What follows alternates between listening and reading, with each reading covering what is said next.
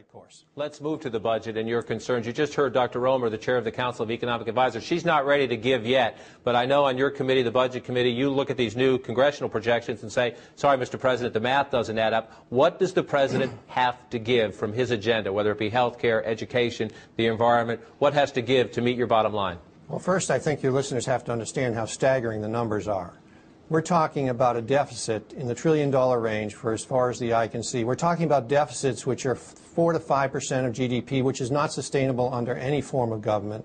We're talking about a public debt. This is the debt that people own of the federal government that will be around 80% of GDP. Historically, it's been around 40% of GDP in the out years. The practical implications of this is bankruptcy for the United States. There's no other way around it. If we maintain the proposals which are in this budget, over the 10-year period that this budget covers, this country will go bankrupt. People will not buy our debt. Our dollar will become devalued. It is a very severe situation.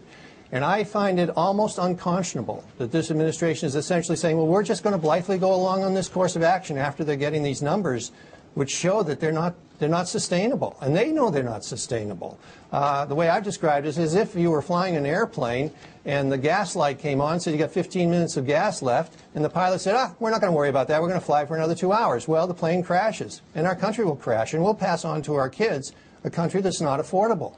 That's not fair to our kids. No generation should do this to another generation. That's what this comes down to. The president keeps talking about how he doesn't want to pass the problems on the next generation. What he's guaranteeing here in his budget structure are problems which our children aren't going to be able to survive with. They're just basically not going to be able to pay the price of the cost of the government. Well, and it is primarily a spending issue. The proposal in this budget is to take federal spending up to 23% of gross national product and keep it there. Well, historically, gross national product spending in this country has been about 20% of GDP. The federal government has been taking about 20% of gross national product. When you take it up 3%, it doesn't sound like much, but it calculates into massive deficits and massive debt. The budget is proposed doubles the debt in 5 years, triples it in 10 years, and basically puts this country in an untenable position. So we've got to go back and we've got to reorganize.